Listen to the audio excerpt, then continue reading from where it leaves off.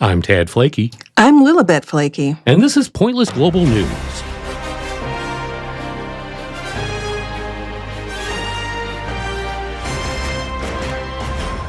On today's show, finally, science names a moth after Donald Trump. Next, a raccoon is busted while smoking meth. Then, eating bugs, coming to a dinner table near you. Finally, we'll visit a quinceanera for a cat. And now the details. The Donald has received the honor of having a new species of moth officially named after him, Neopalpa donaldtrumpi. The new species has a strange blonde thing on its head and has small genitals. The golden-haired species has been described this week in the online journal Zookeys.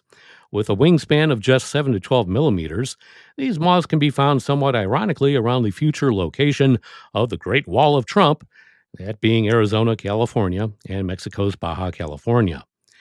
Evolutionary biologist Dr. Vazrik Nazari discovered the new species and named it in honor of the president.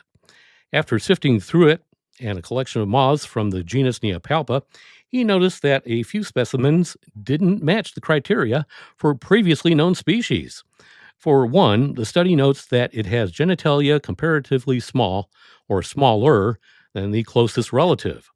Using DNA barcoding analysis and catalogs from various natural history institutions, Nazari showed that it was indeed a separate, unrecognized species. Trump won't be the only U.S. president to have a species named after him. To name but a few, George Bush, that being George W. Bush, the first one, has a slime beetle named after him, very appropriately. Ronald Reagan has a wasp, Bill Clinton, a fish, and Obama holds the record for the most with 9 species named after him. Dr. Nazari said that he named the moth as much because of the uncanny resemblance to Trump's iconic hairdo. However, he also stressed that he hopes the name will generate interest in the species and promote conservation efforts for North America's neglected microfauna. Who knows?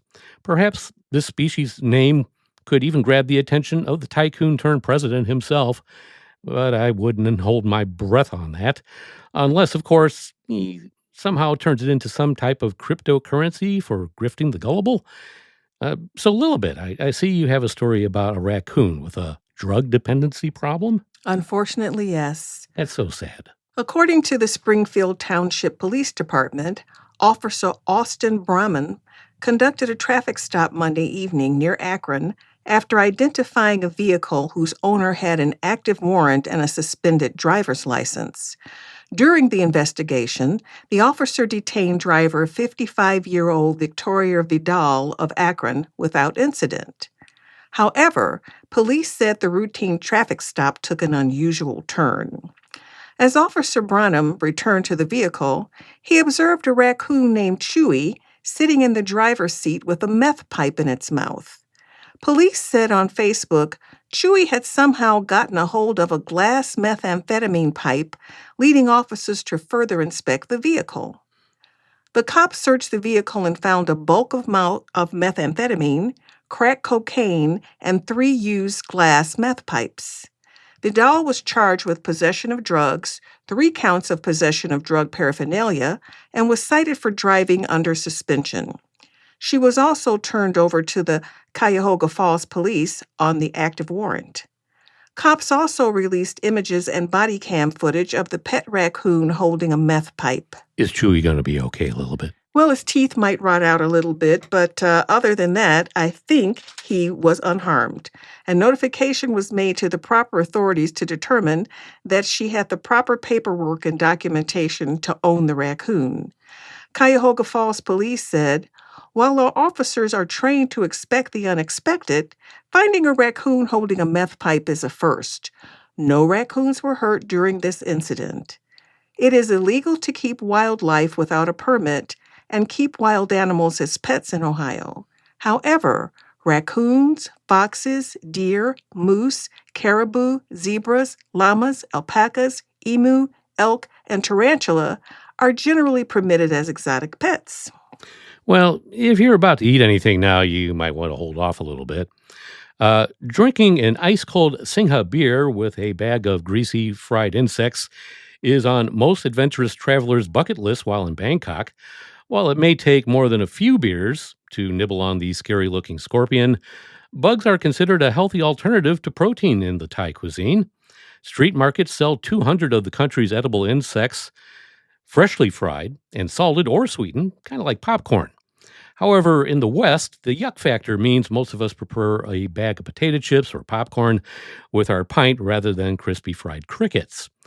Six legged superfoods have twice the protein of steak, more calcium than milk, more iron than spinach, more vitamin B12 than salmon, and believe it or not, more fiber than broccoli. Insects are so good for our health and the planet, we should be adding them to our daily diets.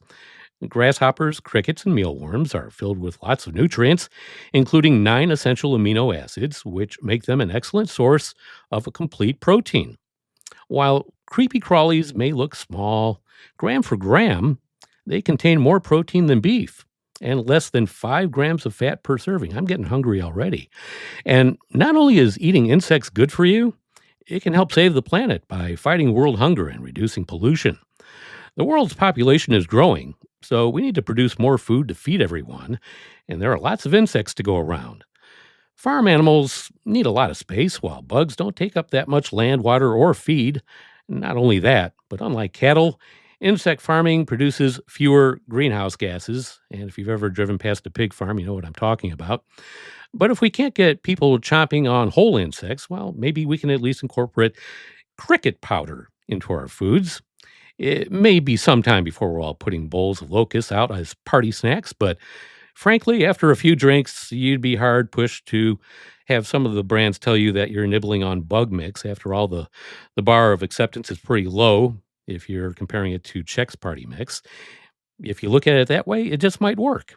Well, you know, the FDA allows a certain number of insect parts in our food. So, know it or not, we are already eating bugs Yeah. in the food that we eat. Not to mention a certain amount of rodent hairs in hot dogs and Exactly. pig anuses. Yeah, right. And I also have to add that being in Bangkok, 2020, at the beginning of the pandemic, I did see scorpions on a stick, crickets on a stick, and I passed on all of them. Good move. A Houston woman celebrated her cat's 15th birthday with a quinceanera that went viral online and ended up saving a local animal rescue group. Miranda Gonzalez said she had been dreaming of throwing a quinceanera for her cat, Holly Marie Gonzalez, ever since getting the feline as a kitten 15 years ago. It was always a dream of mine since she was little, Gonzalez told the Dodo. Wanted to celebrate our life together and show everyone my love for her. She said planning started in earnest when Holly was approaching her 14th birthday. It took me months to plan, Gonzalez said.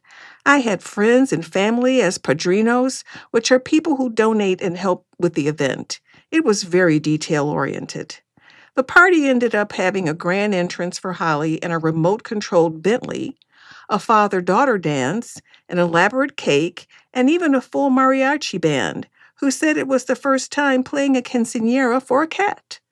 Gonzalez said, "It was a quinceanera. I really wanted to go all out to celebrate my love for her." The celebration also served as a fundraiser for struggling animal rescue Almost Home Cat Haven. Videos Gonzalez posted online ended up going viral, causing donations to the rescue to skyrocket. Dina Ulrich, managing director for Almost Home Cat Haven, said the donations took the rescue from the verge of closing to financial stability. It's been a wild ride all week long. We have been blessed beyond, Ulrich said. Every time we think, I don't know if I can keep doing this, some blessing will drop in. And this time it was Miranda, her family, and Holly's blessed day she got to have. So even on the surface, that sounds like it could be kind of pointless and weird to do. You know, it was for a good cause, so it actually came out good and everybody was happy. Yeah, it's a good thing. And that's a wrap for another Pointless Global News. Be sure to follow us wherever you get your podcasts.